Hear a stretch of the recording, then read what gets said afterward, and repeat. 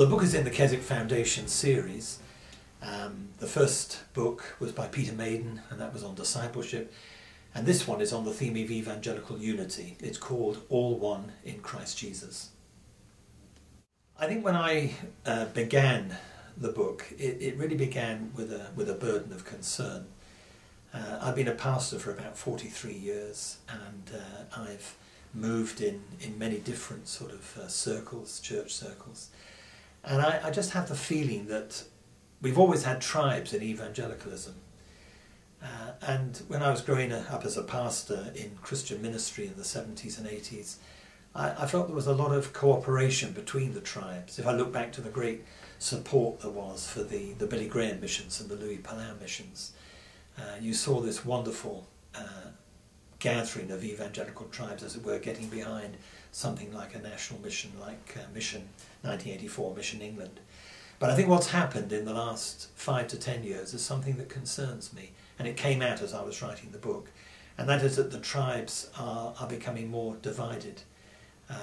We have many more conferences where the tribes gather, so we end up not attending the same conferences, not reading the same Christian newspapers, not listening to the same tapes, and I just feel that that is far from what God intends for his church. All one in Christ Jesus, I think, has a grounding of unity in Jesus Christ, which allows for diversity, but I think God expects his family to meet and to share and to talk. So I've tackled in the book really what is the foundation of evangelical unity. How is it that we can say we are one in Christ Jesus? I then look at some of the issues that divide us and focus especially on what I've called battles over the Bible, how we interpret the Bible, how we use the Bible to support our various our various traditions. I also look at the issue, how can you disagree without being disagreeable? Is it possible to have some genuine deep differences with other Christians and at the same time not be disagreeable? The tone in our voices and the mood and disposition in our hearts.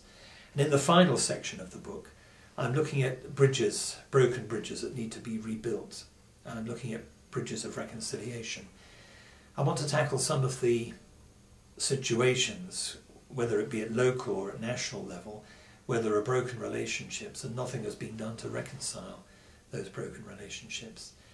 I look at the bridge of accountability, that I think that within community, together as evangelicals, yes, we are free and we're entitled to, whether it be our organisation or a local church, we're entitled to live our own lives under Christ. But I also think there should be some accountability built in, and I have suggestions as to how that might be. And then there is the biggest bridge, I think, of all, and that's the bridge of witness. When Jesus in John chapter 17 spoke about his desire that his church should be one, it was in order that the world might believe. And I think therefore unity is for a purpose. It isn't just for our own sake as Christians, it's in order that we might be a united witness to the world. The question as to where will the book lead really is an easy question to answer, because I am hoping that there will be some who will take this up and say we need to act on this. I've already hinted at, I think, what I would call broken relationships, and I give some ideas as to how those broken relationships can be tackled. One of the things facing evangelicals is who defines what is an evangelical. We have the classic definition by David Bebbington that seems to be written, in every book that's written on evangelical life. But I know when I talk to my friends, they say, well, that was a definition made, a few years ago now. And it seems that in the Bible, in Acts chapter 15, when the Council of Jerusalem was facing serious division, they came together, they talked about their differences, they clarified what those things were, and they made an agreement. And I think something like an Acts 15 moment is needed in the evangelical world. And I think we need to have some kind of summit gathering.